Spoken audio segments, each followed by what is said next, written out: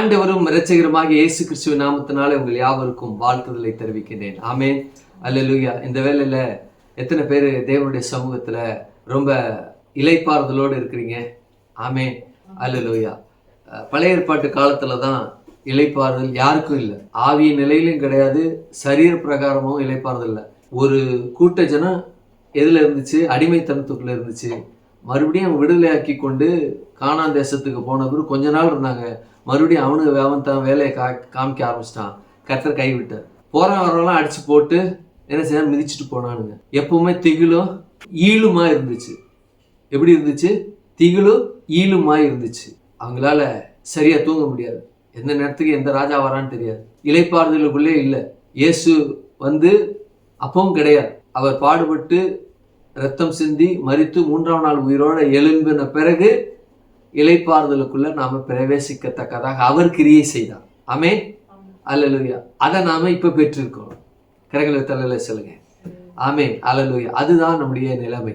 அப்படித்தான் தேவன் நம்மை தம்முடைய பிள்ளைகளுக்கு ஆவிக்குரிய சபையில என்ன செய்திருக்கிறார், வைத்திருக்கிறார். அதன்படிதான் நாம இருக்கிறோம். அதன்படிதான் நாம சபையில், ஆவிக்குரிய சபையில, நம்முடைய சபையிலும் உலகெங்கும் பார்த்து கொண்டு இருக்கிற ஆவிக்குரிய சபைகள்ல இருக்கக்கூடிய அனைத்து ஜனங்களும் ஒரு இளைப்பாறுதலுக்குள்ள பிரவேசிக்கத்தக்கதாக, இல்லது இளைப்பாறுதலுக்குள்ள வாழ்ந்து கொண்டு இருக்கிறவர்களாக அவங்க இருக்கிறாங்க. ஆமே, பிரவேசிக்கத்தக்கது என்பதை காட்டிலும் இளைப்பாறுதலுக்குள்ள அவர்கள் வாழ்ந்து கொண்டு இருக்கிறாங்க. எல்லாத்தையும் செய்து முடிச்சிட்டார். இனி ரட்சிப்புக்குன்னு இனி எதுவும் செய்ய நாம தேவையில்லை. ரட்சிப்புக்குள்ள இருக்கக்கூடிய சுகத்திற்காக, பொருளாதார செழிப்பிற்காக, இன்னும் ஆவிக்குரிய மண்டலத்துல நாம அனுபவித்து பயன்படக்கூடிய அளவுல இருக்கக்கூடிய அனைத்து காரியத்தையுமே தேவனாகி கர்த்தர் என்ன செய்து விட்டார், முடித்து விட்டார். நாம் முடிப்பதற்கான இன்னும் ஒரு 0.00001% என்று இருக்கக்கூடிய நிலையில ஒன்று கூட இல்லை. எல்லாத்தையும் முடிச்சிட்டார். நாம் இளைப்பாறுதல் இருக்கு. சும்மா இருக்கு, அமைதியா இருக்கு, நல்ல விசுவாசமா இருங்க, வேதத்தை பிடிச்சு கொள்ளுங்க, நல்ல அந்நிய பாஷையில ஜெபம் பண்ணுங்க, கர்த்தரை என்ன செய்யுங்க, அதிகமா நீங்க பிடிச்சு கொள்ளுங்க. அது போதும். அதிகமா தேவனை பிடிச்சுங்க, நல்ல விசுவாசமா இருங்க, கர்த்தருடைய வாக்கு தத்தத்தை என்ன சொல்லுங்க, எடுத்துக்கொள்ளுங்க, அந்நிய பாஷைனா நிரம்பி ஜெபம் பண்ணுங்க. இதை நீங்க செஞ்சீங்கன்னா போதும், இளைப்பாறுதலுக்குள்ள நீங்க இருக்கிறத அனுபவிப்பீங்க. ஆமே, ஆமேன்னு சொல்லுங்க. ஆமே. இதை நீங்க செய்து பாருங்களேன். இன்றைக்கு இந்த நாளை குறிச்சுங்க. இன்னும் 15 நாளுக்கு நான் இதை அப்படியே தொடர்ந்து நான் செய்வேன் அப்படின்னு செஞ்சு பாருங்களேன். டிசம்பர் மாசத்துக்குள்ள இளைப்பாறுதலுடைய கனியை நீங்க அனுபவிப்பீங்க, புசிப்பீங்க. எழுத்தளவுல இருக்கிறத நீங்க பெற்று, பொருள் அளவுல பெற்று நீங்க அனுபவிப்பீங்க. அதுதான் சொல்ல வரேன். கர்த்தரை நல்லா பிடிச்சிங்க, விசுவாசமா இருங்க, வாக்கு தத்தத்தை சொல்லுங்க, அந்நிய பாஷைனால நிரம்பி ஜெபிங்க. அந்நிய பாஷை இல்லைன்னா, பெறவில்லை என்றால் நல்லா ஜெபம் பண்ணுங்க. கர்த்தாவே, நீங்க சொல்லியிருக்கீங்க, தாங்க இல்லை, நீங்க சொல்லியிருக்கீங்க, அது எனக்கு உண்டாவதாக, எனக்கு அது இந்த நாட்கள்ல பெறக்கூடிய அளவுல வழிவாசல் உண்டாவதாக, ஏற்படுத்தப்பட்டதற்காக உமக்கு நன்றி, நான் அதை அடைந்து விட்டேன், அதை நான் பெற்றுக்கொண்டேன் என்று சொல்லி அதையே நினைச்சு கொண்டு அதே இருந்து தேவனை துதிச்சு பாருங்களேன். ஆமே, 15 நாள் நான் சொல்றேன், இந்த 15 நாள் அதை செஞ்சு பாருங்க. டிசம்பர் மாதத்துல நம்முடைய வாழ்வின் தரம், பொருள், எழுத்தின் அளவில் இருக்கிறது, அது அனுபவ ரீதியில கொண்டு நம்ம அனுபவிப்போம். ஆமே, அல்லேலூயா. அதுதான் தேவன் வைத்திருக்கிறார். நாம் விசுவாசத்தை குறித்து தியானித்துக் கொண்டு இருக்கிறோம். விசுவாசமானது நம்பப்படும் உறுதியும் காணப்படாமல் என்று நிச்சயமாக இருக்கிறது என்று சொல்லி எபிரேயர் 11:1 சொல்லப்பட்டிருக்கிறது. இந்த விசுவாசம் என்று சொல்லப்படுகிற இந்த வார்த்தையை பெற்ற ஜனங்கள் எப்படிப்பட்ட நிலையில இருக்கிறோம்? இளைப்பாறுதலுக்குள்ள நாம இருக்கிறோம். கரங்களை வைத்து அல்ல சொல்லுங்க. ஆமே. நாம அப்போ விசுவாசம் என்று சொல்லப்படுகிற இந்த வார்த்தையை பெற்ற உயிரினங்கள், அதனுடைய அடிப்படையில் எல்லா உயிரினம் பெற்றிருக்கிறது. அதனுடைய அடிப்படையில் பொதுவான விசுவாசம், உலக பிரகாரமான விசுவாசம், கிறிஸ்தவருடைய விசுவாசம், தேவனுடைய விசுவாசம், தேவ ரகமான விசுவாசம் என்று சொல்லி 5 நிலைகள்ல இவைகள் இருக்கிறது. இந்த விசுவாசம் என்று சொல்லப்படுகிற இந்த வார்த்தைக்குள்ள உயிரினம் என்று சொன்ன அந்த உயிரினம் எப்படிப்பட்ட நிலையில இருக்கிறது என்றால், அந்த உயிரினம் உயர்ந்த, உன்னதமான, மேலான தேவனுடைய சாயல்ல இருக்கு. அது யாருன்னா மனுஷர்கள். அப்ப மனுஷர்களுக்குள்ள இந்த விசுவாசம் இருக்கு. என்ன விசுவாசம்? முதல்ல கர்த்தரை நம்புகிற நம்பிக்கை. இரண்டாவது தன்னுடைய வாழ்க்கையினுடைய எதிர்காலத்தை நம்புகிற நம்பிக்கை, தன்னுடைய வாழ்வின் நிலையை எனக்கு இது கிடைக்கும், நாளைக்கு இது போவேன், எனக்கு அது சம்பவிக்கும் என்று சொல்லி தன்னை நம்புகிற நம்பிக்கை. ஆமே, முதலாவது என்ன நம்பிக்கை? கடவுளை நம்புகிற நம்பிக்கை. அந்த நம்பிக்கையின் அடிப்படையில தான் இந்த காட்டில் வாழ்கிற குகைகளில் வாழ்கிற ஜனங்கள்லாம் அந்த நம்பிக்கை இருக்கிறபடினால தேவன் யாருன்னு தெரியாது, அவர் எதற்கு வந்தார்னு தெரியாது, வந்ததே தெரியாது, அவர் பேரும் தெரியாது. ஆகவே தன் சக்திக்கு மேல ஒரு சக்தி இருக்கிறது, இயற்கை, அந்த இயற்கையை என்னால் எதிர்கொள்ள முடியாது என்று சொல்லி இயற்கையை தெய்வமா வணங்குறாங்க. அடுத்தது இருதயம் குருடா இருக்கு, ஆகையினால தங்களுக்கென்று தெய்வங்களை வணங்கி அவைகளை வழிபடுகிற ஜனங்களாக இருக்கிறாங்க. அடுத்தது சிலை வழிபாடு செய்து சிலைகளை வைத்து வணங்குகிற சிலை வழிபாட்டு கிறிஸ்தவர்கள். அடுத்தது பெயரளவில் கிறிஸ்தவங்களா இருக்கிறாங்க, உலகத்துல என்னென்ன பாவம் செய்யறாங்களோ அது போல இவங்களும் பாவம் செய்யறாங்க, ஆனா கிறிஸ்தவங்க பெயரளவுல கிறிஸ்தவங்களா இருக்காங்க. பிதா தெரியும், குமாரன் தெரியும், பரிசுத்த ஆவி தெரியும், போறாங்க, தேவனை வணங்குறாங்க, விசுவாசிக்கிறாங்க. இந்த விசுவாசமும் அந்த வணங்குதல் போதாது, இரத்தத்தினால கழுவப்பட வேண்டும். தேவனுடைய பரலோகத்திற்கு செல்ல வேண்டும் என்றால் இரத்தத்தினால கழுவப்பட வேண்டும் என்று வேதம் பேசுகிறது. பழைய ஏற்பாடும் பேசுகிறது, புதிய ஏற்பாடும் பேசுகிறது. பழைய ஏற்பாட்டில் நடந்த எல்லா நிகழ்வுகளும் ரத்தம் கழுவுதலை பத்தி ரொம்ப ஆழமா பேசுது. ஆமே, எப்படி அப்படின்னா பஸ்கா பண்டிகை அந்த அனுசரிச்சாங்க 10வது வாதை வருவதற்கு முன்பாக. இது பஸ்கா ஆட்டுக்குட்டி, இது பஸ்கா அப்படின்னு சொன்னாரு. சொல்லிட்டு ஆட்டுக்குட்டி நிலைக்காலெல்லாம் தேய்ங்கன்னாரு. அப்போ பலியிடுகிறது, இயேசு நமக்காக பலியிடுகிறது, அந்த ரத்தம் நமக்கு பூசப்படுகிறது என்ற நிலைமை. அப்போ ரத்தத்தினால பூசப்பட அல்லது கழுவப்பட வேண்டி நாம கழுவப்பட வேண்டும். அப்ப கழுவப்பட்ட நாம் ஒரு நிலையில என்ன செய்யணும்? தேவன் வைத்திருக்கிற ஒரு முறைமையின்படி நாம கடந்து செல்லணும். என்ன முறைமை? நம்ம இயேசுடைய ரத்தத்தினால கழுவப்பட்ட நாம் ஞானஸ்தானத்திற்கு நம்ம ஒப்பு கொடுக்கணும். அப்போ இஸ்ரவேல் ஜனங்கள்லாம் செங்கடல்ல நடந்து சென்றாங்க. அது ஞானஸ்தானத்துக்கு ஒப்பமையா யாரு? அப்போஸ்தலன் பவுலே பேசுறார். ஞானஸ்தானத்துக்கு ஒப்பமையா அவரே பேசுறார். அப்போ கானான் தேசம் என்பது பரம கானான், அதாவது பரலோகம் போவதற்கான அந்த இது. அப்போ எகிப்து ஒரு அடிமைத்தனம், எகிப்து இந்த உலகத்திற்கு ஒப்புமையாகவும், நிலைக்கால பூசப்பட்ட அந்த இயேசுடைய அந்த இரத்தமானது ரட்சிக்கப்படுவதற்கு அனுபவமாகவும், ரட்சிக்கப்பட்ட எந்த மனுஷனும் ஞானஸ்தானத்துக்கு நிச்சயமாக ஒப்பு கொடுக்கணும், அதுக்குள்ள அவன் கடந்து போகணும் என்று சொல்லி அப்ப செங்கலுக்குள்ள கடந்து போனாங்க. அப்ப கடந்து போன பிறகு அவங்களுடைய வாழ்க்கை எப்படி இருந்துச்சு? கானான் தேசத்துக்கு போனவன விடுதலையின் பிரமாணத்தோடு ஒரு சுதந்திர நாட்டுக்கு போனாங்க. ஆகவேதான் அப்போஸ்தலன் பவுல் சொல்றாரு, நிலையான நகரம் நமக்கு இங்கே இல்லை. எபிரேயர்ல நிலையான நகரம் நமக்கு இங்கே இல்லை அப்படின்னு சொல்லிட்டு, எங்க நிலையான நகரம் நமக்கு இருக்கு? பரலோகம் தான் அப்படிங்கிறாரு. அப்போ எகிப்து தேசத்துல தங்கின இந்த இஸ்ரவேல் ஜனங்கள் அங்க இருந்த அந்த நாடு நிலையான நாடு அல்ல. அவர்களுக்கு நிலையான நாடு எதுனா கானான் தேசம். நமக்கு நிலையான நகரம் இந்த பூமி அல்ல, நமக்கு நிலையான நகரம் பரலோகம். ஆமே, அல்லேலூயா. அதைத்தான் அப்போஸ்தலன் பவுல் சொல்றார். வாசிங்களேன், எபிரேயர் 13:14 வாசிங்க. எபிரேயர் 13:14. நிலையான நகரம் நமக்கு இங்கே இல்லை. அப்படின்னா நாம இருக்கிற இந்த இடம் எப்படிப்பட்ட இடம்? நிலையற்ற நகரத்துல நம்ம வாழ்ந்துகிட்டு இருக்கோம், அல்லது நிலையற்ற இந்த பூமியில வாழ்ந்து கொண்டிருக்கிறோம். அப்ப நிலையான நகரம் எனக்கு இங்க இல்லை அப்படின்னு சொல்லிட்டு, நிலையுள்ள நகரமாகிய பரலோகத்திற்கு நாம போகத்தக்கதாக தேவனாகிய கர்த்தர் என்ன செய்திருக்கிறார்? கிருபை செய்திருக்கிறார் இரத்தத்தின் மூலமாக. அப்ப இதுதான் என்ன செய்யப்பட்டிருக்கு, பேசப்பட்டிருக்கு. இதெல்லாம் உங்களுக்கு தெரியாது. யாருக்கு? பெயரளவுல கிறிஸ்தவங்களா இருக்கிறவங்களுக்கு தெரியாது. பிதா தெரியும், குமாரன் தெரியும், பரிசுத்த ஆவி தெரியும். பிதாவுடைய அன்பையும் குமாரனுடைய கழுவுதலையும் பரிசுத்த ஆவியானுடைய வழிநடத்துதல என்ன செய்யறது அவங்க அறியல. உலகத்துல என்ன வாழ்றானோ அது போல இவங்களும் வாழ்ந்துகிட்டு இருந்தாங்க. ஏன்னா நானும் அப்படிதான் இருந்தேன், பெயரளவுல கிறிஸ்தவனா தான் இருந்தேன். என் பேரு பாதி கிறிஸ்தவம் பாதி இந்து இருக்கக்கூடிய அளவுல இருக்கக்கூடியதான என் பேர் பிரேம் சுதாகர். இது கூட தமிழ் பேர் தான் அப்படிம்பாங்க. இது ஜேம்ஸோ பீட்டரோ அல்லது ஆண்ட்ரூவோ அல்லது செல்வராஜோ எந்த பேரோ கிடையாது. எனக்கு பிரேம் சுதாகர் அப்படிதான் இருக்கு. என்னை பார்க்குறவங்க கேட்குறவங்க எல்லாம் நான் தும்மும் போது ஏசுவே ரிச்சிம் அப்படிமே, ஏசுவே அப்படிமே. அப்பதான் அது நீங்க கிறிஸ்தவங்களா அப்படின்னு கேட்பாங்க. சின்ன வயசுல நான் இருக்கும்போது அப்படி தும்மும் போது ஏசுவே அப்படின்னு தும்முவேன். தம்பி நீ கிறிஸ்தவனான்னு கேட்பாங்க. ஓ ஆமாங்க அப்படின்னு. அப்போ என்னன்னா, நானும் உலகத்தின்பால் வாழ்ந்தேன். பாவமெல்லாம் எனக்குள்ள இருந்துச்சு, பாவமான கிரியைகள்லாம் எனக்குள்ள இருந்தது. அப்ப ரத்தம் கழுவுதல பிதாவுடைய அன்பை பரிசுத்தாவியோட வழிநடத்துல எப்ப நான் அறிந்து கொண்டனோ அப்ப நான் ஆவிக்குரிய கிறிஸ்தவனா இருந்து தேவன் இந்த உலகத்திலிருந்து என்னை மீட்டு இந்த நிலையில்லா நகரத்திலிருந்து நிலையான நகரத்திற்கு கொண்டு போக இங்கே என்னை முத்தரித்து விட்டார். இன்னொருத்தங்க இருக்கிறாங்க, யாருன்னா யூதர்கள். அதுக்கு அடுத்து ஒருத்தங்க இருக்கிறாங்க, அவங்க யாருன்னா இயேசுவோட ரத்தத்தினால கழுவப்பட்டு நம்முடைய சபையில உட்கார்ந்து கொண்டு இருக்கிற நீங்க யாரும், நீங்க எல்லாரும். அடுத்தது ஆவிக்குரிய சபையில உலகம் பார்த்து கொண்டு இருக்கிற எல்லா விசுவாசிகள், ரத்தத்தினால கழுவப்பட்ட எல்லா விசுவாசிகளும் உன்னதமான உயரமான மேலான அந்த நிலையில என்ன செய்து கொண்டு வாழ்ந்து கொண்டு இருக்காங்க.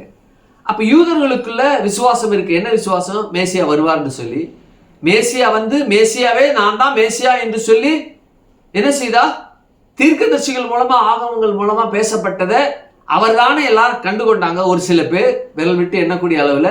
சமாரிய ஸ்திரீ அவள் தன்னுடைய கிராமத்துக்கு போய் அநேகரை நான் மேசியாவை பார்த்தேன்னு சொன்ன பிறகு எல்லாம் ஓடி வர்றாங்க. ஓடி வந்து மேசியாவை பார்க்குறாங்க.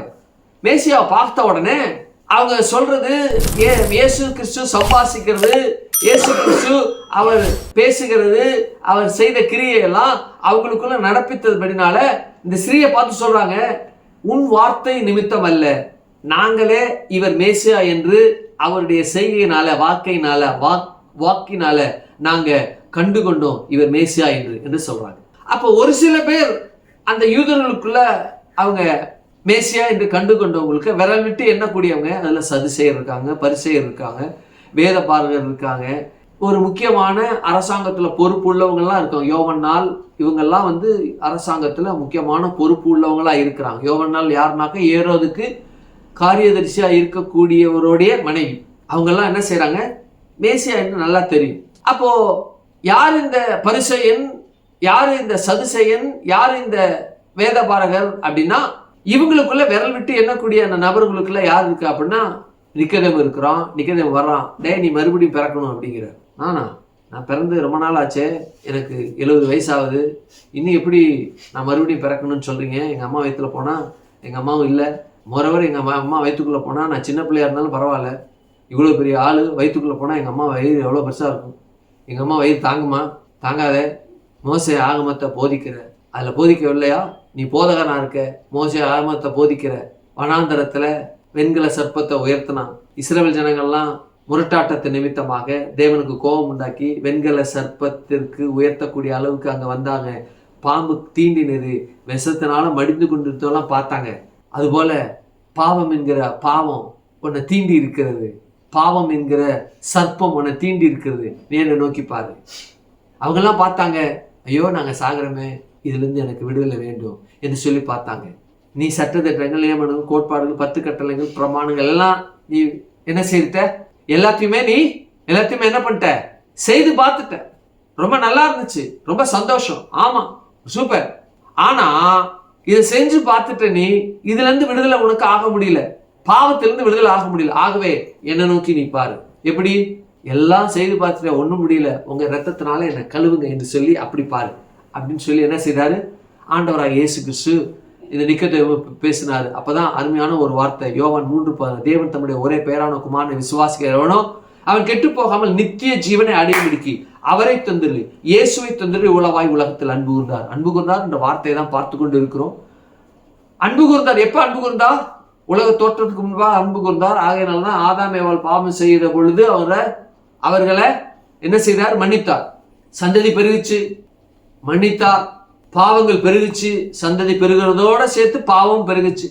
ஆட்கள் வளர்ந்ததோட பாவமும் வளர்ந்துச்சு. அழிக்க தேவன் திட்டமிட்டார், எல்லாத்தையும் அழிக்கணும் தான் நினைச்சார். ஆனா ஒரு வார்த்தையை பேசிட்டாரே தேவன். என்ன வார்த்தை? உனக்கும் ஸ்ரீக்கு உன்னுத்துக்கு அவனுக்கு பகை உண்டா. அந்த வார்த்தைக்காக, அந்த வார்த்தை நிகழ்த்தப்படுவதற்காக ஒருத்தன் வேணும். யார் அது? நோவா. அவன் குடும்பம் வேணும். ஆதாமுடைய வித்து, டே ஆதாம் வித்து வா, பேலையை கட்டு, மேலே ஏறு, நீ உன்னுடைய 3 குமாரர்களுடைய யாரு? பெண்கள், மருமகள் எல்லாம் சேர்த்துக்கோ, மொத்தம் 8 பேர் உள்ளே ஏறு. உள்ளே ஏறிட்டாங்க. மறுபடியும் சேம் காம் யாப்பேத்து வேறு வேறு ஜாதிகளாக வந்தாங்க. சேமுடைய வம்சத்துல ஆபிரகாம் வந்தான். ஆபிரகாமுக்குள்ள தேவ அன்பு, பரிபூர்ண அன்பு பயணித்தது. ஈசாக்குக்குள்ள, யாக்கோபுக்குள்ள தேவனுடைய பரிபூர்ண அன்பு பயணித்தது. இப்போ இந்த யாக்கோபுடைய, ஈசாக்குடைய, ஆபிரகாம் புத்திரர் எங்க இருக்கிறாங்கன்னா வதன்னு பெருகி என்ன செய்யிட்டாங்க, எண்ணிறந்த நிலையில எகிப்துல இருக்கிறாங்க. எப்படி இருக்கிறாங்க? கால் மேல கால் போட்டு பிரியாணி சாப்பிட்டு எல்லாம் கால் அமுக்கி விட்டு அப்படியா? இல்ல, அட்டி சரியா வாங்குறானுங்க, மெரின்னு மெரிக்கிறானுங்க, சரியா வாங்குறானுங்க. எப்படி சரியா வாங்குறானுங்க? அட்டின்னா அட்டி, முதுகு விரிஞ்சிருச்சு. கொஞ்சம் ஐயோ ஒரு மாதிரி இருக்க, அப்பாடா கொஞ்சம் ரெஸ்ட் எடுத்துக்கலாம் அப்படின்னு ரெஸ்ட் எடுக்கிற மாதிரி அப்படி வந்தான் அப்படின்னா அடி எப்படி பெரிய சாட்டை இருக்கும், பெரிய கோல் இருக்கும். ஒரு அடி வச்சோம்னா முதுகுல உள்ள செதை அப்படியே பிச்சுக்கிட்டு வரும், அந்த அளவுக்கு அடி இருக்கும். சும்மா இல்ல, ஆளோட்டிகள் நிமித்தமாக கூக்குரலிட்டு இருந்தாங்க அடிமைத்தனத்துல.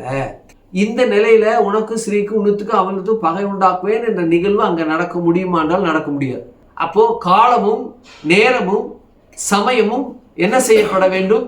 வாய்க்க வேண்டும். காலம், நேரம், சமயம் என்றால் உலகத்தினுடைய அத்தனை மார்க்கங்களும் எழுந்து தங்களுடைய போதனைகள்னால அந்த மனிதர்களை மீட்க முடியுமா என்று பார்க்கத்தக்கதாக அவ்வளவு நாட்கள் எழுந்தது அப்படிங்கிறார். மறுபடியும் சொல்றேன், ஆண்டவராக இயேசு கிறிஸ்து எகிப்திலே பிறந்திருக்கலாம், அவரால் முடியும். அவரால் செய்ய முடியாத காரியம், தேவனால் கூடாத காரியம் ஒன்றும் இல்லை, முடியும். ஆனா இந்த பாவம் என்ன செய்யணும்? முழுவதுமாக முற்று பெறணும். அந்த நேரத்துல தேவன் இந்த மனுஷ ஜனங்கள்லாம் தங்களுக்கென்று மேசியாவை தாங்க வழியில அவங்க தெரிந்து கொள்ளணும். அது முடியாது போகணும். அவங்களுடைய எண்ணத்தினால, சிந்தனையினால, நல் வார்த்தைகள்னால அவங்க அறிந்து அது திருந்தணும், முடியாம போகணும். அதுவும் மார்க்கங்கள் தோன்றணும், மார்க்கங்கள் தோன்றி அதுல பாவங்கள் நிவர்த்தி செய்யப்படணும். ஆனா முடியல, அதுவும் தோற்று போகணும். எல்லாம் எல்லாமே தோற்று போச்சுங்க. ஈவன் யூத மார்க்கம் கூட என்ன செய்து விட்டது? தோற்று விட்டது. ஆகையினாலதான் தேவன் அவர் கிட்டத்தட்ட 400 வருஷங்கள், மன்னிக்கும் 4000 வருஷங்கள் தேவனாக இயேசு கிறிஸ்து பிறப்பதற்கு ஆதாம் முதற்கொண்டு பாவம் செய்த நாளிலிருந்து 4000 வருஷம் வரைக்கும் ஆண்டவராக இயேசு கிறிஸ்து வருவதற்காக எல்லா மனுஷனும் ட்ரை பண்ணு.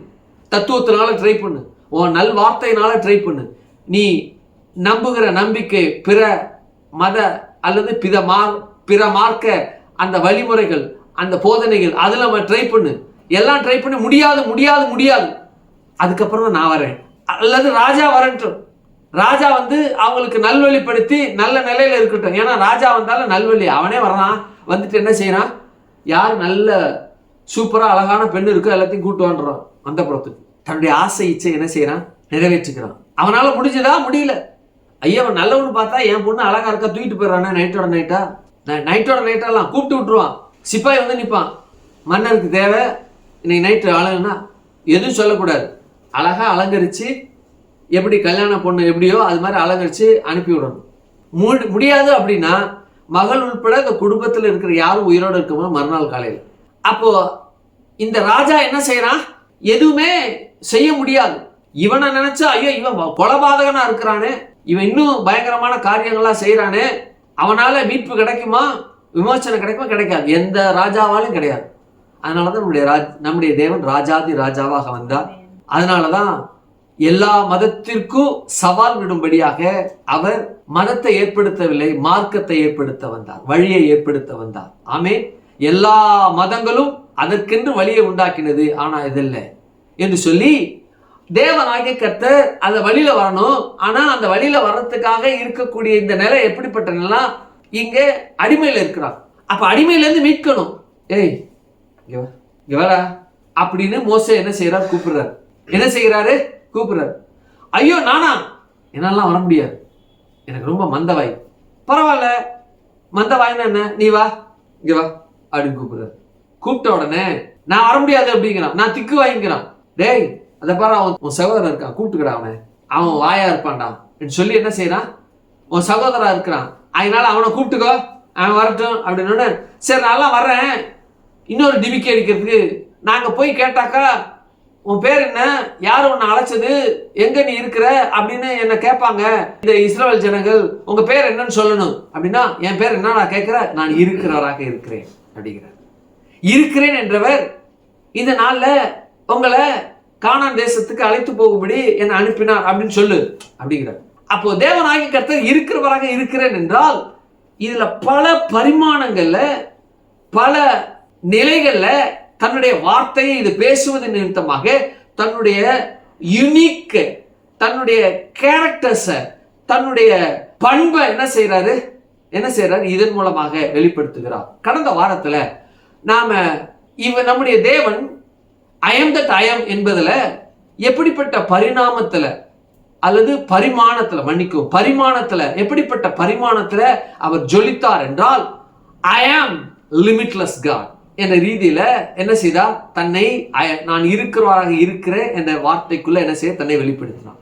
அப்போ எதுல அவர் லிமிட்லெஸ்ஸா இருந்தாரு ஞாபகம் இருக்குங்களா? போன வாரம் எதுல அவர் லிமிட்லெஸ் என்று நான் உங்களுக்கு போதித்தேன். சொல்லுங்க, ஆசீர்வாதத்துல.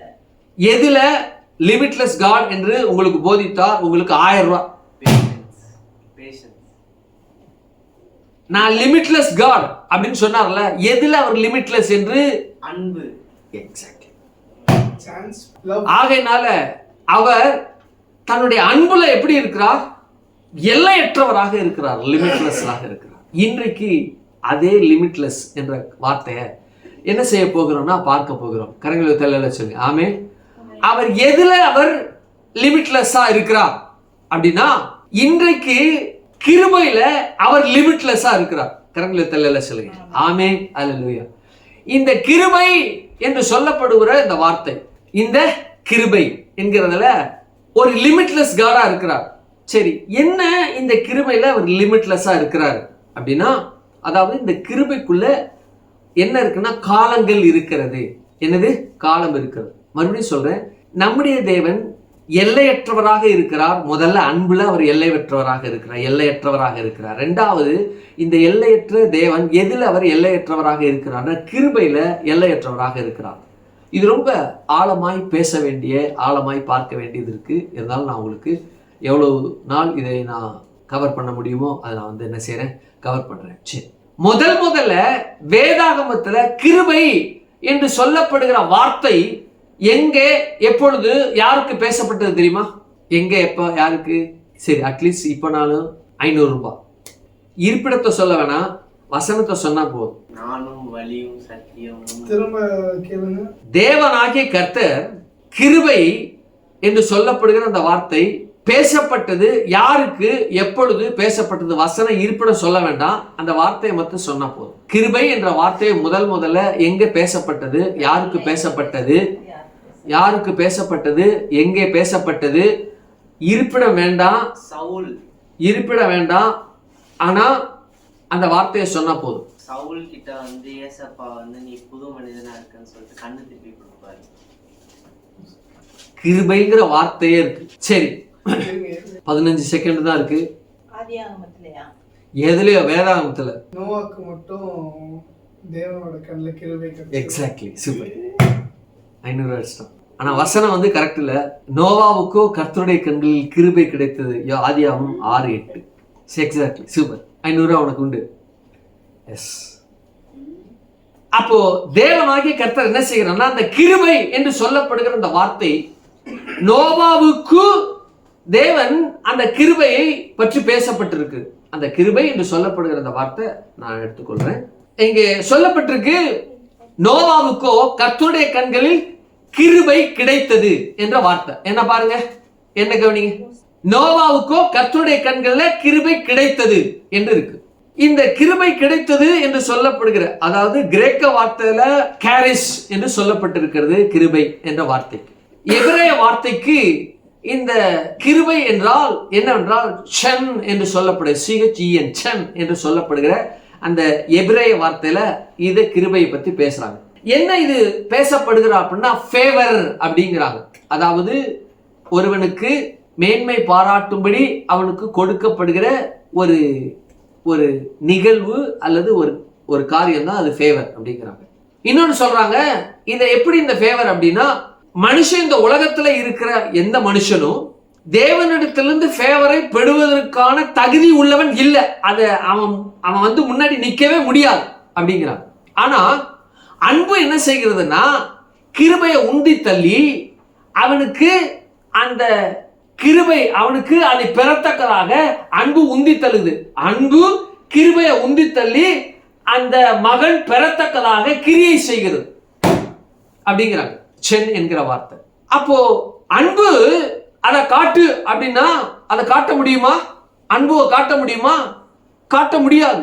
ஒரு கணவன் இருக்காரு, மனைவி இருக்காங்க, அல்லது மகன் பிள்ளைகள் இருக்காங்க. கணவன் வந்து மனைவிட்ட நல்லா அன்பு செலுத்துறான் அப்படிங்கிறது எப்படி தெரியும்? அன்பா இருக்கிறேன் அப்படின்னு சொல்றதுனாலயா? இல்ல. அன்பு அன்பு அன்புன்னு சொல்றதை காட்டிலும் இந்த அன்பு என்று சொல்லப்படுகிற அந்த காரியத்தை ஒரு பொருளாக காட்ட முடியாது. அது ஒரு உணர்வு. அன்பு என்பது அது உணர்வு. அந்த உணர்வை எதன் மூலமா காட்ட முடியும்னா கிரியை மூலமா காட்ட முடியும். உணர்வை கிரியை. நான் அன்பா இருக்கிறேங்க அப்படின்னு முகத்தை விடலாம் வச்சுக்கிட்டே அப்படின்னா நடக்க முடியுமா? இல்ல. அன்புனா பாதுகாக்கணும், போஷிக்கணும், அரவணைக்கணும், தேவைகளை சந்திக்கணும்.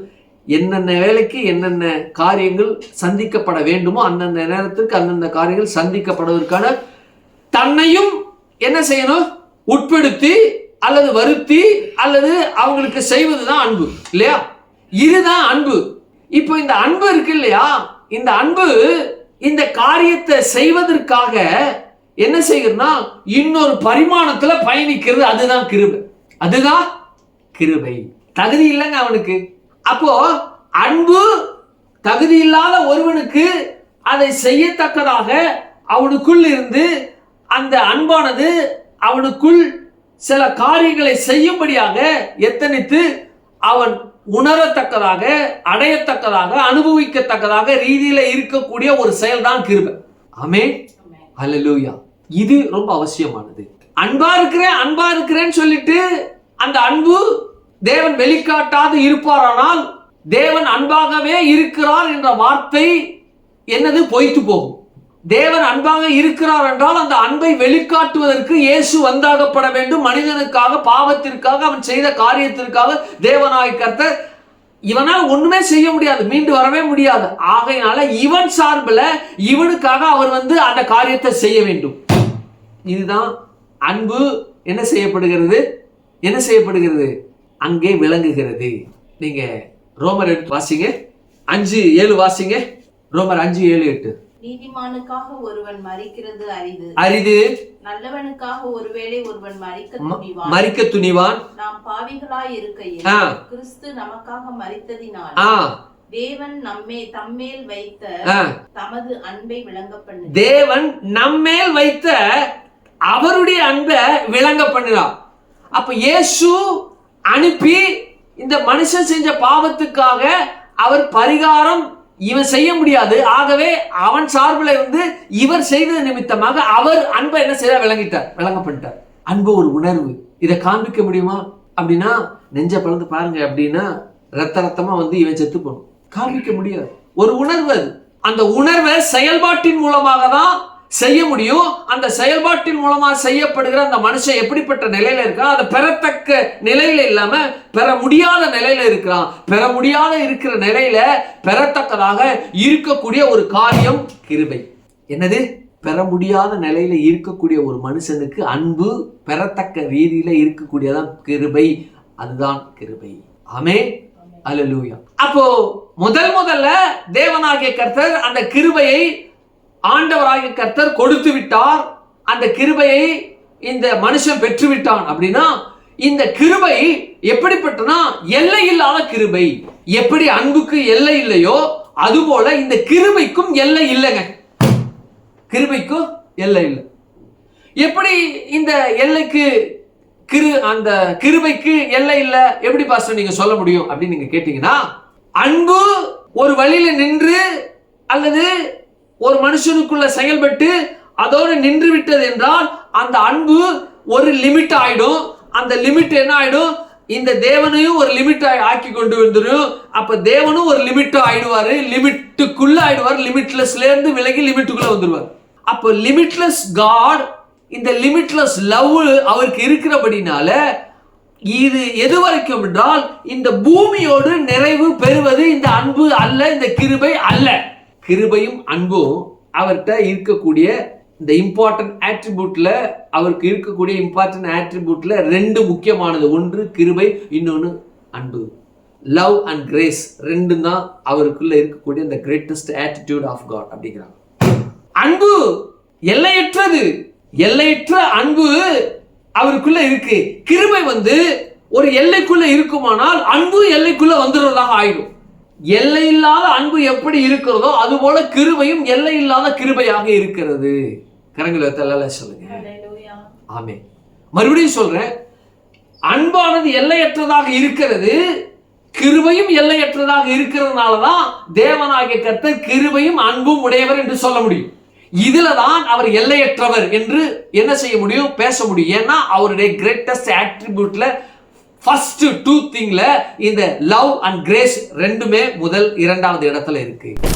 இந்த அன்பு எல்லையற்றதா இருக்கு, கிரேஸ் எல்லை உள்ளதா இருக்குமானா இந்த கிரேஸ் எல்லை உள்ளதா இருக்கிறதுனால அன்பை பிடிச்சி இழுத்துரும். இந்த எல்லைக்குள்ள இந்த கிரேஸுக்குள்ள நின்றும். கிரேஸ் தான் எல்லையற்றதா இருக்கு அன்பு. அப்படின்னா அன்பை தூக்கி கிரேஸ் இழுத்து கொண்டதே, நீ போகாத, நீ வா இங்க நில்லு அப்படின்னு. அப்ப தேவன் என்ன ஆயிடுவாரு, லிமிட்டட் காட் ஆயிடுவார். அன்பு லிமிட்டா இருக்கு, கிரேஸ் லிமிட்லெஸ்ஸா இருக்கு. அப்படின்னா அப்போ அன்பு என்ன செய்யணும், கிரேஸ லிமிட்டுக்குள்ள கொண்டு வந்து, டே நீ அங்க போகாத இங்கே நில்லு அப்படின்னு சொல்லி அவரையும் என்ன செய்யணும், லிமிட்டட் காட் ஆகிடும். ஒரு எல்லைக்குள்ள தேவனை கொண்டு நிறுத்திவிடும். தேவனாகிய கர்த்தர் எல்லை இல்லாதவர் என்றால் அன்பில் அவர் எல்லை இல்லாதவரை போல கிருபையிலும் அவர் எல்லை இல்லாதவர். இந்த கிருபையிலும் எல்லை இல்லாதவராக இருக்கிறபடியினால்தான் நோவாவுக்கோ கர்த்தருடைய கண்ணில் கிருபை கிடைத்தது என்று சொல்லப்படுகிற இந்த வார்த்தைக்குள்ள அந்த கிருபை என்ன செய்தது, அவங்களுக்குள்ள பயணிச்சதுங்க. இதை உங்களுக்கு விளக்குறேன் பாருங்க. தேவனாய் கர்த்தர் நோவாவுடைய கண்கள்ல கிருபை கிடைச்சிருச்சு. கிருபை கிடைச்ச உடனே நோவா என்ன செய்யறான் அப்படின்னா, ஆண்டவரோடு அவன் உலாவுறான். ஆண்டவர் சொல்ற, டே இந்த உலகத்தை அழிக்க போறேன், இனி ஜனங்கள்லாம் லாய்க்கப்படாது, பாவங்கள்லாம் பரலோகத்தை எட்டி பரலோகத்தையும் இழுத்து கொண்டாந்து போல இருக்கு, வேண்டாம் தம்பி, அவங்கள அழிக்க போறேன். ஆகையினால இருக்கிற ஜனங்களுக்குள்ள பரவாயில்ல, நீ ஒருத்தன் கொஞ்சம் பரவாயில்லாம பரவாயில்லாம இருக்கிற, ஆகையினால நான் சொல்றபடி நீ செய், பேழையை கட்டு, நீளம் அகலம் உயரம் என்னன்னு நான் உனக்கு சொல்றேன், அதன்படி கட்டு அப்படிங்கிறார். இவனு கட்டுறான். எந்த மரத்துல கட்டணும், கொப்பேர் மரத்துல கட்டு, அது தண்ணி உள்ள வராம அல்லது வேற எதுவும் மிதக்கும் போது ஏதோ இதுவாகாம அந்த நிலக்கீழ் இருக்கு, அதை எடுத்து பூசிட்டு கட்டு அப்படிங்கிறார். கட்டி முடிச்சுட்டு தேவனாய கர்த்தர் என்ன செய்யறாங்க, அவங்க 8 பேரை உள்ள வச்சுட்டு எல்லா மிருகம் உள்ள போகுது, எல்லாம் பாதுகாப்பா இருக்கு. கிருபை இவர்களை பாதுகாக்கிறது, அன்பு வழி நடத்துது, கிருபை இவர்களை பாதுகாத்தது. ஆமே. எப்படி பாதுகாத்துச்சு அப்படின்னா, இதுவரைக்கும் உலகம் அறிந்திராத கண்டிராத, இதுவரைக்கும் இந்த உலகமானது அனுபவித்திராத மகா பெரிய அழிவு, நீரினால் அழிவு உண்டானது. அந்த அழிவிலிருந்து இவர்களை பாதுகாத்தது கிருபை. என்ன செய்தது, பாதுகாத்தது. சொல்றாங்க இல்லையா, ஐயா கொரோனாவில் நான் எவ்வளோ இருந்துச்சு, எனக்கும் இருந்துச்சு, லொக்குன்னு இருந்தேன், என்னோட இருந்தவங்களாம் பார்த்தா எல்லாம் செத்துக்கிட்டு இருந்தாங்க, ஆனால் ஆண்டவர் மாத்திரம் எனக்கு என்ன செய்தாரு, கிருபை செய்தாரு. அவருடைய கிருபையினால தான் நான் உயிரோட இருக்கேன். அழிவு எல்லாம் இவனுங்க கொள்ளை நோயினால சாத்திக்கிட்டு இருந்தானுங்க, அவனுங்க தண்ணினால செத்துக்கிட்டு இருந்தானுங்க. கிருபை என்ன செய்தது, பேழை என்கிற ஒரு அன்புக்குள்ள அவங்க என்ன செய்தாங்க, உள்ள இருந்தாங்க. அந்த அன்பு, அந்த கிருபை இவங்களை பாதுகாத்தது. முக்கியமான ஒரு சம்பவம் இருக்கு. என்னன்னா, 40 நாள் இரவும் பகலும் மேலிருந்து என்னது, வானத்தின் மதகுகளும் பூமியில ஊற்று கண்களும் என்ன செய்தது, திறந்தது அப்படின்னு இருக்கு. கொட்டுன்னு கொட்டி இருக்குங்க. இதுவரைக்கும் உலகம் பார்க்கல, இன்னும் பார்க்காது, இனிமே அப்படிப்பட்ட சம்பவம் நடக்காது. பூமியில ஊற்றுக்கண் எப்படின்னா, அதாவது கிட்டத்தட்ட இந்த ஊற்றுக்கண்கள்லாம் 300-400 அடி உயரம் வரைக்கும் பீச்சுக்கிட்டு அடிச்சிருக்கு. வேதவர்கள் அப்படிதான் பேசுறாங்க.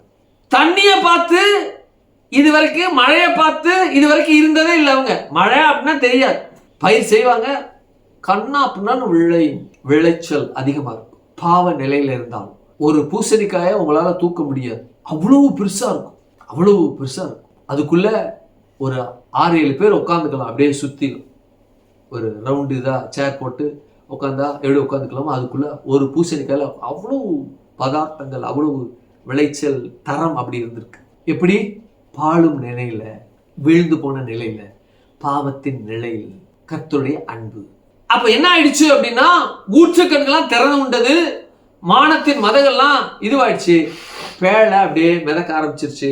நமக்கு எல்லாம் தெரியும், கிட்டத்தட்ட ஒரு வருஷம் என்ன ஆயிடுச்சு, ஒரு வருஷம் 10 நாள் பூமி எங்கும் ஒரே தண்ணீர்ல அப்படியே இருந்து, எங்க பார்த்தாலும் தண்ணி தண்ணி தண்ணி தண்ணி தண்ணி. எல்லாரும் செத்துட்டானுங்க. எல்லாரும் என்ன செத்துட்டானுங்க. இப்ப தேவன் நோவாவை பார்க்கிறாரு, நினைந்தருளினார் அப்படின்னு இருக்கு. நோவாவையும் அவன் குடும்பத்தையும் நினைந்தருளினார் அப்படின்னு இருக்கு. பார்த்தோன்னே கீழ்காற்ற கட்டளையிட்டு எல்லா தண்ணியும் வத்தபடி காற்றோடு காற்றாய் கரைந்து போகும்படி என்ன பண்ணிட்டான். நமக்கு தெரியும், காக்காயை விட்டான், அதுக்கப்புறம் புறாவை விட்டான், இப்படி ஒன்னா விட்டு பார்த்து என்ன செய்தான், வந்தான். பேழையானது அரராத் மலையில் தங்கினது. பேழையானது எங்க தங்குச்சு? ஈராக் தேசத்துல அரராத் மலையில என்ன செய்தது? தங்கினது. சரி, ஈராக்ல அரராத் மலையில அங்க தங்கினது இல்லையா? தங்கின அந்த உடனே அங்க என்ன உண்டாயிடுச்சு அப்படின்னா, பாருங்க, தங்கின உடனே இவன் என்ன செய்யறான், இந்த நோவா அப்படிங்கிறவன் என்ன செய்யறான், எல்லா அரராத் மலையில தங்கினோன்னு சுத்தமான பறவைகளையும் சுத்தமான மிருகங்களையும் தேவனுக்கு பலி செலுத்துறான். என்ன செலுத்துறான்? தேவனுக்கு பலி செலுத்துறான். பலி செலுத்தின உடனே தேவன் அதை நுகர்ந்தார் அப்படின்னு இருக்கு. அந்த ஸ்வீட், அந்த சுகந்த வாசனைய, அந்த ஸ்வீட் அரோமாவை அப்படியே நுகர்ந்தார். எதற்கு ஒப்பமையா?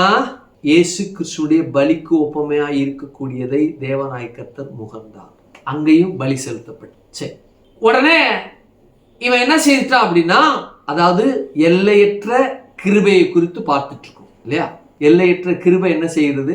மனிதனுக்குள் அன்பானது செயல்பட வேண்டிய நிலையில கிருபையும் சேர்ந்து என்ன செய்யுது? அவனுக்குள்ள செயல்படுகிறதுனால, தேவனுடைய கிருபையும் அன்பும் செயல்படுகிறதுனால, கிருபையானது தேவன் பெறக்கூடிய தேவனிடத்திலிருந்து பெறக்கூடிய அளவுல அது உணரக்கூடிய பெறத்தக்க வடிவில் அது இருக்கிறபடினால கிருபை ஈஸியா என்ன செய்ய முடியும்? அவனால உணர்ந்து கொள்ள முடியும். அன்பை காட்டிலும் கிருபையை அதிகமாக மனிதன் உணர்ந்து கொள்ள முடியும், தேவனுடைய பாதுகாப்பு வழி நடத்துதல் மூலமாக. சரி, இப்போ ஒரு முக்கியமான ஒரு சம்பவம் நடக்குது. என்ன ஆயிடுச்சுன்னா, எல்லாம் திறந்து விட்டுட்டான். திறந்து விட்டோன்னே இந்த படுவாய்ப்பா இருக்கிறான்ல, யாரு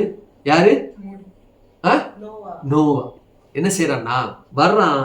வந்துட்டு வாசிங்க 9ஆம் அதிகாரம் 20ஆம் வசனம் வாசிங்க. ஆதியாகமத்தின் புத்தகம் 9:20.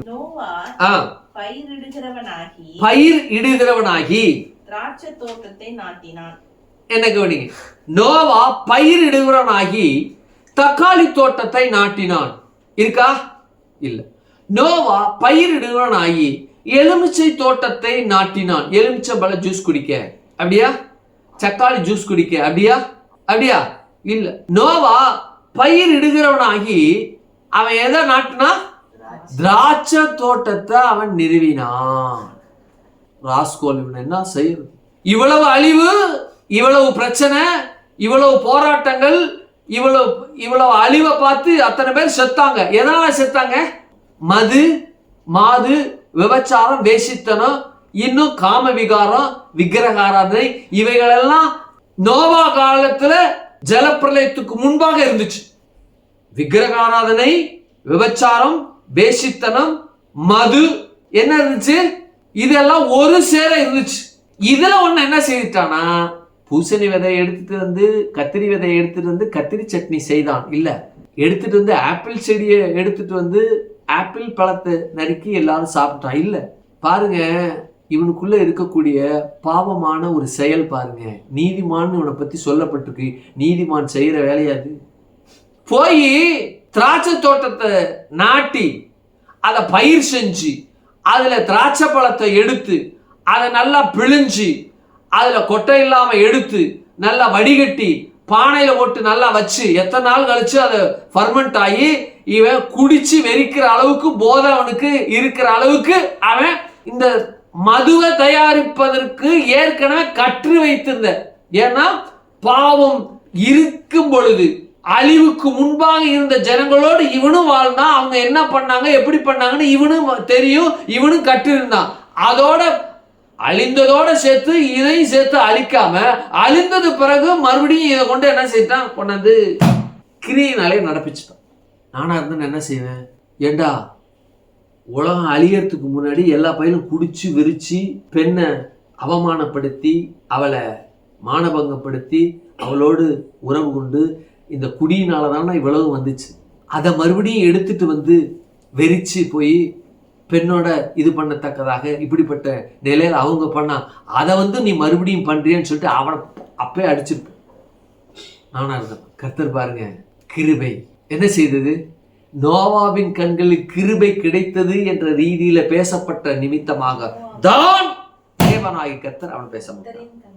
கர்த்தருடைய கண்களை நோவாவுக்கு கிருபை படுத்தப்பட்டபடியினாலதான் அவன் என்ன செய்யப்பட்டான்? அவன் பாதுகாக்கப்பட்டான். என் கண்களை உனக்கு கிருபை கிடைச்சிச்சுடா.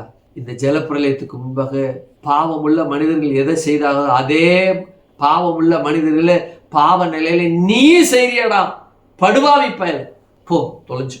ஒண்ணு செய்யல அவன தேவன், ஒண்ணு செய்யலங்க. அப்ப கிருபை என்ன செய்யுதுன்னா, அவன் என்ன செய்தது? அவன் கண்களை கிருபை கிடைத்தது. நமக்கும் கிருபை கிடைச்சிச்சு. நம்முடைய வாழ்வில் இந்த கிருபை நாம பெற்றிருக்கிறோம். ஆகையினாலதான் நம்ம ரட்சிக்கப்பட்ட நிலையிலும் தேவனுக்கு விரோதமா ஏதாவது காரியங்களை செய்தாலும் அந்த கிருபையானது அன்பின் நிமித்தமாக அந்த கிருபை நாம என்ன செய்யப்படுகிறோம்? நம்ம உயிரோட இருக்கிறோம். இந்த ரட்சிப்பை அனுபவித்து கொண்டு இருக்கிறோம். ரட்சிப்பை பெற்ற நாம் தேவன் எதிர்பார்க்கிற நிலையில நாம வாழ்கின்றோமா? ஒரு கேள்விக்குறி போட்டு பாருங்க. இல்ல. உலகத்துல எந்த மனுஷனும், எந்த தேவ மனுஷனும், எந்த ஊழியக்காரனும், யார் பெரிய உலகத்துல இருக்கக்கூடிய பெரிய ஊழியக்காரன் முதற்கொண்டு இன்று வரைக்கும், இப்பொழுது இருக்கக்கூடிய சிறிய ஊழியர் வரைக்கும், அன்றிலிருந்து இன்று வரைக்கும், அல்லது இன்று இருக்கக்கூடிய பெரிய ஊழியர் சிறிய ஊழியர் வரைக்கும் தேவன் எதிர்பார்த்து இருக்கிற பரிசுத்தம் அவர்கிட்ட இருக்கா என்றால் இல்லை, இல்லை, இல்லை. எல்லாரும் என்னை சேர்த்தா சொல்றேன். ஏன்? கிருபை. அன்பு எப்படி லிமிட்லெஸ்ஸா இருக்கிறோ அந்த கிருபை அவருக்கு எனக்கு மேல பாராட்டுகிற அல்லது என்னை போல இருக்கக்கூடிய அனைத்து போதகர் மேல, உலகத்துல இருக்க top most preacher, top most போதகர், அவர்களுக்கு இதே கிருபை இருக்கிறபடினால அவர்கள் எது செய்தாலும் இந்த கிருபை அவர்களை பாதுகாக்குது. அதுதான் உண்மை. அது எல்லையற்றதா இருக்கு. எவ்வளவு தடவை குந்தி குந்தி நடப்ப? டெய்லி நான் சொல்றேன், கேட்க மாட்டேங்கிற. தாய் தகப்பனா இருந்தா என்ன செய்வாங்க? அது தெரியும், அவ்வளவுதான், விட்டாங்க, தண்ணி தெளிச்சிட்டாங்க, அது லைஃப் பட. கிளம்பு முதல் வீட்டுக்கு போ, இல்லை நான் போறியா இல்லை நான் போறேன் கேட்டுருவானு. ஏன்னா மனிதனால சகிக்க முடியல எதிராய் நிற்கிற காரியங்கள். தேவனுக்கு விரோதமாய் மனுஷன், தேவனுக்கு விரோதமாய் இருக்கக்கூடிய அனைத்து ஊழியர்களும், டாப் மோஸ்ட் ஊழியர் முதற்கொண்டு இன்றைக்கு தான் ஊழியத்திற்கு ஒப்பு கொடுத்தேன் என்று சொல்லப்படுகிற அவன் வரைக்கும் தேவனுடைய வார்த்தையை அல்ல தட்டிக்கிட்டு இருக்காங்க. உடச்சே பேசுறேன், அல்ல தட்டிக்கிட்டு இருக்காங்க. கிருபை மாத்திரம் இல்லைன்னா அன்பு மாத்திரம், இந்த எல்லையற்ற கிருபையும் எல்லையற்ற அன்பும் தேவனுக்குள் இருக்கிறது. இந்த மனுஷனுக்குள்ள மேன்மை பாராட்டாதபடி அல்லது மனுஷனுக்குள்ள பயணிக்காதபடி இருக்குமானால் என்றோ இந்த மனுஷன் இந்த கிருபையிலிருந்து விழுந்திருப்பான், அன்பிலிருந்து விழுந்திருப்பான். அவன் இந்த நரகத்திற்கு போயிருப்பான், தேவனுடைய பரலோகத்திற்கு போயிருக்கவே மாட்டான். இன்னும் ஒரு படி மேல சொல்றேன், மரித்த பரிசுத்தவான்களை சேர்த்துதான் சொல்றேன். தேவனுடைய கிருபை அவங்களுக்குள்ள இருக்கிறபடினால அவங்க பரலோகமே போயிருக்காங்க. என்ன செய்தாங்களோ ஏது செய்தாங்களோ நமக்கு தெரியாது, ஆனா தேவனுக்கு தெரியும். எல்லாரும் பாக்குறாங்க, போதகர் உன்னதமான போதகர், அப்படிப்பட்ட போதர் அப்படிங்கிறாங்க. ஆனா அவருடைய அந்தரங்க வாழ்க்கைக்குள் இருக்கக்கூடிய அவனுடைய மனதுக்குள்ள வாழ்கின்ற வாழ்க்கை எப்படிப்பட்ட அந்தரங்க வாழ்க்கைங்கிறது அவனுடைய சொந்த தனிப்பட்ட, அந்த சொந்த தனிப்பட்டதோடு ஒரு யாராவது ஒரு பெண் இருக்கலாம், அல்லது ஒரு ஆண் இருக்கலாம், அல்லது வேற ஏதாவது ஒரு காரியம் இருக்கலாம், அல்லது வேற ஏதாவது ஒரு இச்சையான காரியங்கள் இருக்கலாம். அது இன்னொரு நபரோடு சம்பந்தப்பட்டது, இன்னொரு நபரோடு சம்பந்தப்பட்டது மாத்திரம் அல்லாமல் அவனுக்குள் இருக்கக்கூடிய இன்னொரு இன்னர் மேன் இருக்கு இல்லையா, அது என்ன இருக்கு? அது அதாவது இன்னர் மோஸ்ட், அது பர்சனல் லைஃப். அந்தரங்கங்கிறது அவனுக்கும் ஏதோ ஒரு நபருக்கு அல்லது அவளுக்கும் ஏதோ ஒரு நபருக்கும் அல்லது ஏதோ ஒரு பொருளுக்கும், அவனுக்கும் அல்லது ஏதோ ஒரு இச்சைக்கும் என்று என்ன செய்ய முடியும்? குறிப்பிட முடியும். ஆனா அவன் இன்னொன்று என்று லிங்க் ஆகும். அதற்கு மேல அவனுக்குள் இருக்கக்கூடிய ஆவியின் நிலையில இருக்கக்கூடிய inner most intimacy of life of people of pastor என்று வரும்பொழுது அது யாருமே பார்க்க முடியாது. அந்தரங்க வாழ்க்கைங்கிறது ஒரு நபர் இருக்கான், இன்னொரு நபரோட அல்லது ஒரு நபர் இருக்கின்றால் இன்னொரு நபரோடு, அல்லது ஒரு நபர் இருக்கிறான் ஒரு பொருளோடு அப்படின்னா அந்த பொருளை உடையவன் அல்லது அந்த பெண்ணை உடைய 2 பேருக்கும் தான் என்ன செய்யப்படும் தெரியும், வேற யாருக்கும் தெரியாது. அப்ப ஒருத்தர் இன்னொருவர் என்று 2 ஆயிடும் அந்தரங்க வாழ்க்கையில். அந்தரங்கத்தை காட்டிலும் ஆவியின் நிலையில இருக்கக்கூடிய அவருடைய மனதின் நிலையில வாழ்கின்ற வாழ்க்கையில இருக்கக்கூடிய அழுக்கு அப்படின்னு பார்க்க போனா தேவனை தவிர யாருக்குமே தெரியாது, இன்னொரு நபர் கூட இருக்க மாட்டாங்க. அப்படின்னு பார்க்க போனா இந்த உலகத்துல இருக்கக்கூடிய மரித்த பரிசுத்தவான்கள் கூட விழுந்திருப்பாங்க. ஆனால் கிருபை கிருபை கிருபை. ஷன் என்று சொல்லப்படுகிற எபிரேய வார்த்தை, கேரிஸ் என்று சொல்லப்படுகிற கிரேக்க வார்த்தை சொல்லுகிறது, அவனுக்குள்ள ஃபேவர் என்ன செய்கிறாரா தேவனாய் கர்த்தர் நீட்டுகிறார். எவ்வளவு பெரிய தடுமாற்றங்கள் இது! தேவனுக்கு விரோதமாய் பயங்கர கோபப்படுத்துறாரு மனுஷனுங்க தேவனை. பயங்கர எரிச்சல், ஐயோ இந்த பையன் இப்படி பண்றான், என் ரத்தத்தினால கழுவப்பட்டு எப்படி இந்த ரத்தத்தை பரிசுத்த குலைச்சல் பண்றான். அன்பு என்ன செய்யுது? கோபத்தை தணிக்குது. அவருடைய குணம் அது. அன்பு அவருடைய கோபத்தை தணிக்கிறது. கிருபை என்ன செய்கிறது? அந்த கோபத்தை நடைமுறைப்படுத்தாமல் அவனை பாதுகாக்குது. எப்படி அற்புதம் பாருங்க! இது கிருபையானது. இந்த சென் என்று சொல்லப்படுகிற எபிரேய வார்த்தை, இன்னொரு சொல்லப்பட்டிருக்கிறது கேரிஸ் என்று சொல்லப்படுகிற அந்த வார்த்தை, அந்த மகன் அப்படியே தூக்கிட்டு போதும். அவர் அப்படி எரிச்சலோடு இருப்பது அல்ல. அந்த சென் என்ன செய்கிறது? அந்த கேரிஸ் என்ன செய்கிறது? அந்த கிருபை என்ன செய்கிறது?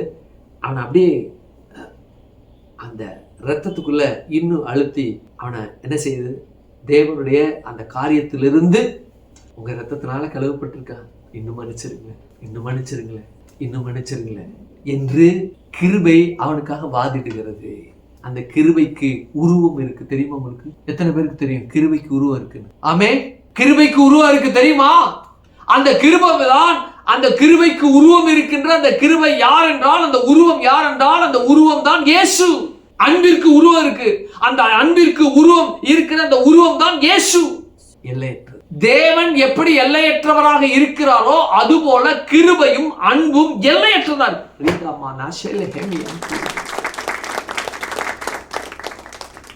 எஸ், இது எப்படி மனிதன் இந்த கிருபைய அப்படியே ஒவ்வொரு நாளும் ஒவ்வொரு நேரத்திலையும் ஒவ்வொரு மணித்துளியிலையும் இந்த கிருபை அவனுக்குள்ள போராடிக்கிட்டு இருக்கு. மனுஷனோட இது எப்படி அவனோட சஞ்சரிக்கிறது, அவனோட எப்படி உறவாடுகிறது என்பதை வருகிற வாரத்துல நம்ம தியானிப்போம். கண்களை மூடுவத காலவேளை. நேசிக்கின்ற எங்கள் பரலோக பிதாவே, குமாரனாகிய நாமத்தினுடைய சமூகத்தில் வருவதற்காக ஆண்டவரே, கிருபையின் தேவன், கிருபாகரன் நீர், கிருபாகரன் என்று பெயர் சூட்டப்பட்ட நீர், கிருபையினால எங்களை ஆண்டவரே எல்லா தப்பிதங்களுக்கும் எங்களை மீட்டு அந்த கிருபை எங்களை பாதுகாக்கிறது, எங்களோடு பயணிக்கிறது, எங்களோடு அது வருகிறது ஆண்டவர், எங்களோடு வருகிறது ஆண்டவர்.